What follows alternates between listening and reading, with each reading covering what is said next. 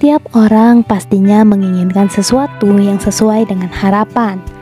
Tapi terkadang keadaanlah yang gak berpihak kepadanya. Kemudian tumbuhlah kecemburuan sosial yang tinggi. Setiap hari cuma bisa ngelihat orang lain punya sesuatu yang gak mampu untuk dimilikinya. Sampai akhirnya penyakit hati datang menyapa. Yang ada di pikirannya cuma apa yang harus dilakukan biar bisa bergaya, layaknya menjadi manusia sempurna dengan segala hal yang dipaksakan. Hayo jujur, pernah ngerasain hal ini? Semua orang pasti punya keinginan kan? Tapi kita perlu memperhatikan cara untuk menggapainya.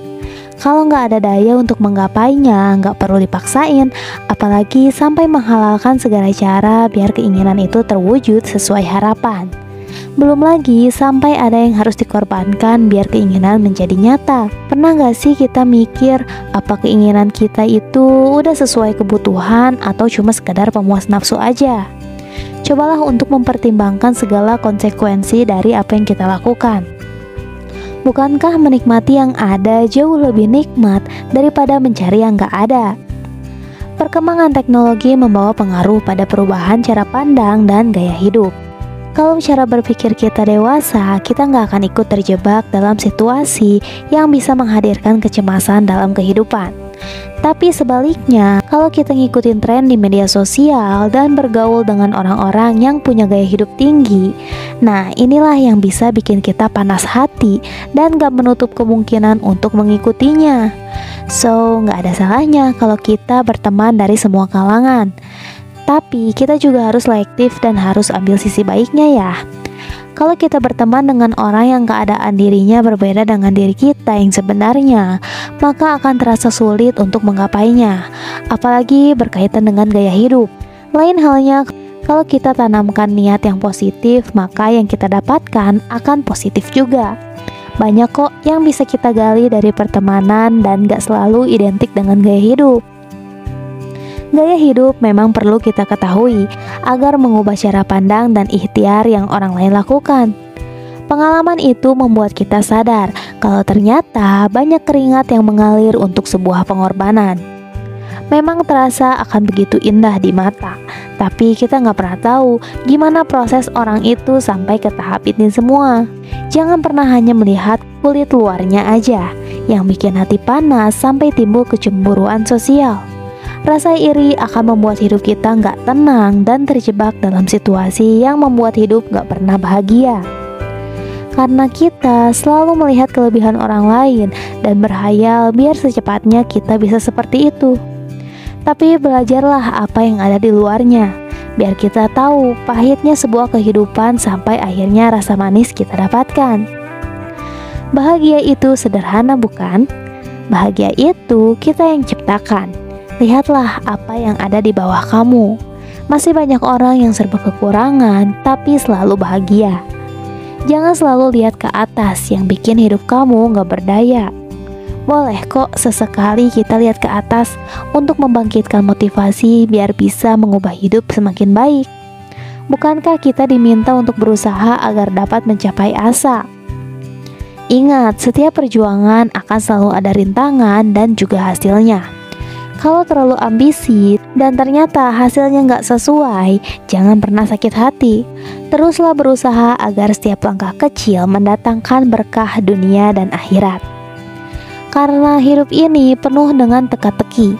Kalau kita bisa menemukan jawaban atas pertanyaan yang ada di dalamnya, berarti kita bisa menyelesaikan setiap tantangan hidup yang penuh dengan misteri. Setiap misteri membuat kita semakin bijak menjalankan waktu di dunia. Dunia adalah sebuah roda kehidupan dan kehidupan akan terus berputar. Tapi akankah kita tergerus di dalamnya? Ataukah prinsip kita yang semakin kuat sampai kita tetap istiqomah dengan sesuatu yang positif? Masih banyak kisah yang perlu kita simak. Masih banyak cerita yang belum kita baca dan teladani. Karena pengalaman orang akan membuat kita selalu introspeksi diri. Dari banyaknya kisah membuat kita sadar kalau usaha dan doa masih belum seberapa. Masih banyak keringat kita yang belum mengalir. Masih banyak pengorbanan yang akan kita lewati. Dan masih banyak pembuktian diri menuju harapan hidup. Semua itu perlu waktu dan proses yang panjang. Proses panjang itulah yang membuat pribadi menjadi tangguh dalam berbagai keadaan, hingga akhirnya bisa memenangkan setiap tantangan hidup sesuai dengan harapan. Bahagia itu kita yang ciptakan. Bahagia harus kita tanamkan dalam benak, sehingga raga kita akan terbawa perintah oleh pikiran ini. Apa yang kita punya adalah sebuah titipan dari Tuhan.